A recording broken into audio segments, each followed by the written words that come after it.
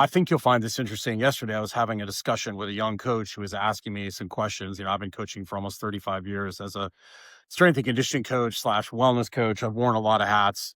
And he was asking me about programming and about, what I've seen seems to be the common denominator across people that have been successful. And I was thinking back, and it's honestly simplicity and compliance. And I was thinking, and I was talking to him and telling him, I can't think of one situation where complexity and fancier was the answer to the problem. Now, that being said, there was a lot of issues where, for example, I had a young lady who kept rolling her left ankle, and everything I was doing was not helping. And so once I ran out of options, I took her up to Indianapolis to see Bill Hartman, and he figured out that she had an issue with her jaw that was causing her ankle to roll. That's out of my scope. That requires somebody with a totally different assessment type skill set than me. And then other examples of that are, for example, doing an interview with somebody, discovering they don't have a gallbladder, they need digestive support.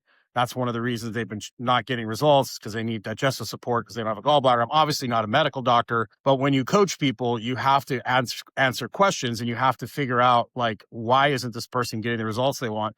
Another biggie that's often overlooked is older men, in particular, women too, but they push to put everybody on statins, and I'm not a doctor, so I hand out the great cholesterol myth. And I would say probably 50 or 60 of my clients that were having chronic pain issues, the ones that decided to go off the statin drug, their pain went away almost instantly, very short period of time. So I'd given them the book, The Great Cholesterol Myth, and that was for them and their doctor to figure out. Recently here, I had a couple ladies that came to me because they were struggling with some things. They weren't happy with the results they were getting. We started doing some real basic things. We saw some improvement. I didn't think they were getting the results that they needed to get.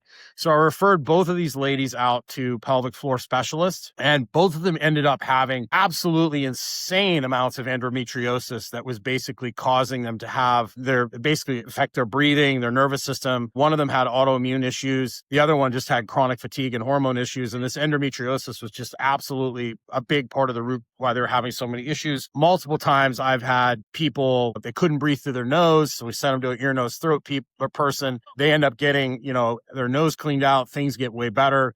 I've had people that we've, through experimentation discovered that they had, some like celiacs, people that had, severe allergies to certain foods. They took those foods out of their diet, and then all of a sudden they've gotten so much